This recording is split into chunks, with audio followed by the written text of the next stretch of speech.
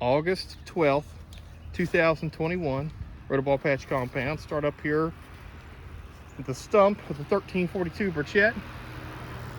She's dry as a bone, good and hard. Had a little bit of a hole that was leaking. It's good and dry now. Everything feels great. The ground is super dry. I have kept the main vine weed free. Underneath the plant has some small weeds that have started. The plant obviously is getting painfully old towards the stump. A little bit further out we look all right. I'd like to get this to the middle of September and I'd be a happy camper with my overall foliage. Walking down the main vine carefully, you can see that I have doctored the main vine a little bit. We've had some areas of softness. As a matter of fact, I cleaned this one up today. And daconil, that's what the white is. This area is a few days ago I did not daconil, and I wanted to see how it would look without daconil, just the fans running. So far so good. I've never had sap seepage from the main vine like this, but it's really pushing. I do not water the main vine area, I only water out in the secondaries.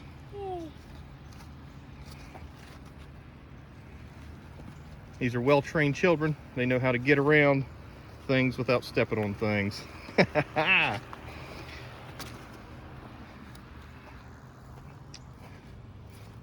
gonna walk us around the patch. You can see we're really dry right now. I did give the patch about 300 gallons yesterday. Very hot day, burns off. Yes, very hot. The 2350 Ginger. Plant's still great. A lot of leaves are falling over, just old. Like everything else, it's old. Stump looks wonderful, main vine's wonderful. This plant has zero rot issues. It is very resilient. Started out weak, obviously, with the sunburn. The moon would burn this plant, the leaves, new leaves, but as an older plant, it's a tough plant. Yeah. And I'm pleased with it. I'd grow it again. The pumpkin is out of this world, Goldie. It is 61 days old today. I measured it yesterday and I know my numbers on it. A little bit over 1,100 pounds. I don't mind to give you the numbers on it because I don't believe it's a way off winner. I do believe it is a Howard Dill winner. The stem of it is gorgeous. Good, healthy stem. We do have a few little crinkety crinks there. I'm fine with that. I expressed some concern online about the blossom end. The monkey butt blossom end, as Edwin Pierpont calls it. Yeah, indeed. These areas are healed up, cracked stretch marks, which is just worrisome. At least they're healed up. We're starting to split around the radius of the fruit, which pleases me. I feel like there's more stress out here now than actually on the blossom, which is nice. Everything feels good and hard and it's wonderful. I just pull the sheet off every day and like, oh, what do we got under there? And so far so good. What about the green spot? We want to keep it nice and healthy. Walking on down through the patch, we come to the incredible bulk, which is the 126.5 Pierpont. I'm gonna hand Stella the camera. And we're gonna talk about how we do a measurement today. Probably don't need the tape, but as a pumpkin gets bigger, it's nice to have tape. Solomon, thanks for the tape, buddy. To help hold your tape in place, your measuring tape.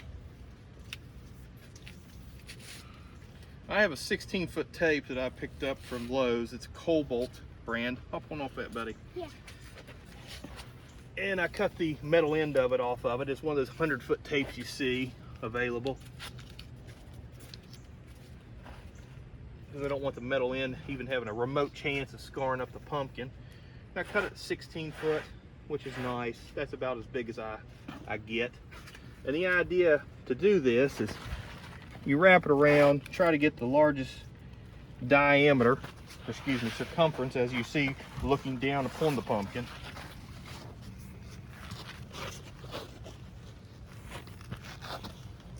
And our circumference comes out to something 8 foot 5 inches.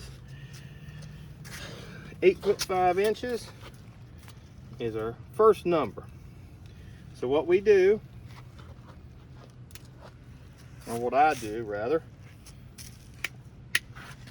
is write down 8 foot 5 inches. That's my first number.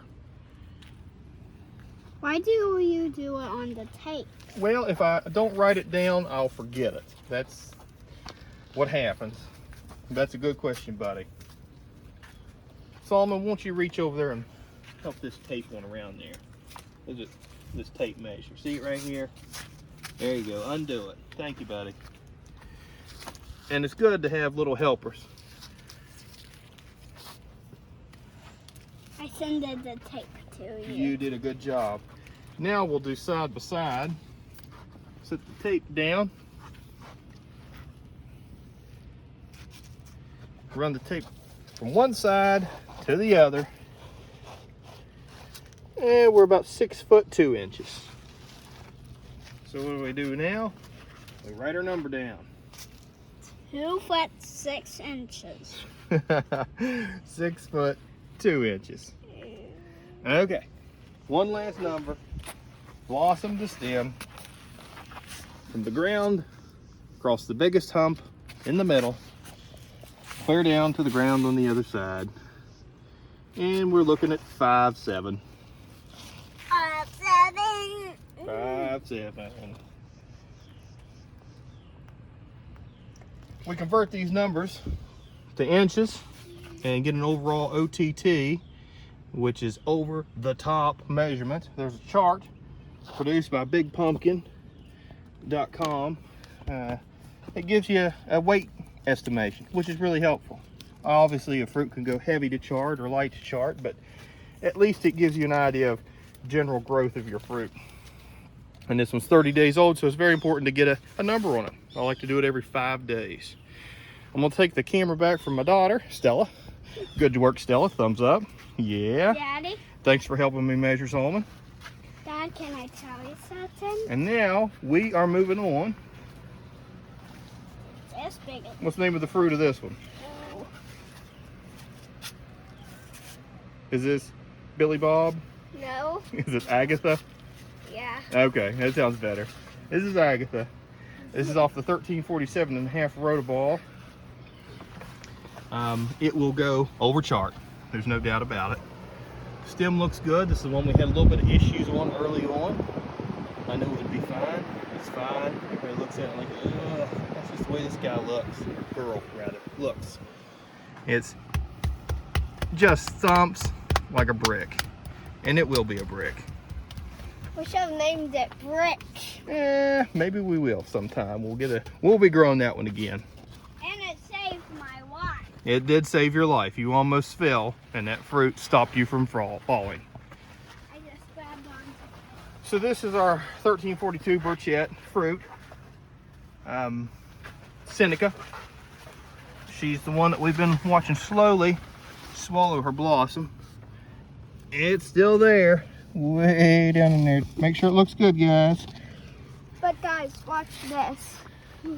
Oh yeah, Stella saw this trick online, and it is hilarious, isn't it, Stella?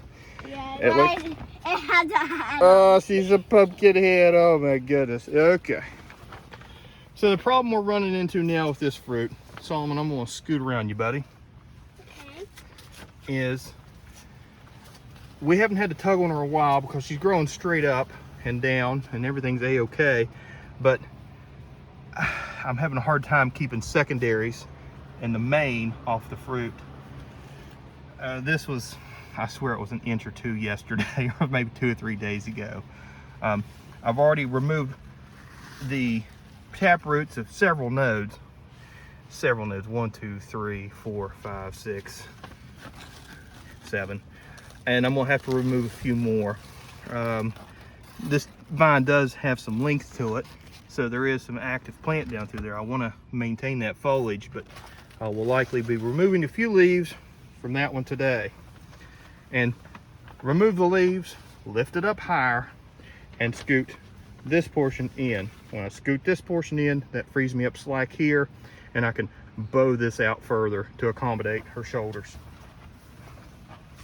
Going to the other side, you can see the nonsense mess I have going on here. It's pretty much the same thing.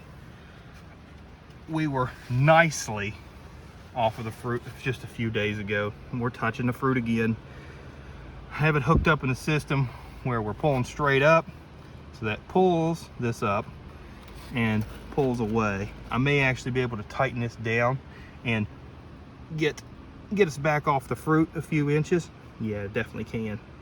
That'll buy us a little bit more time, so I'll be able to keep this intact a little touch longer.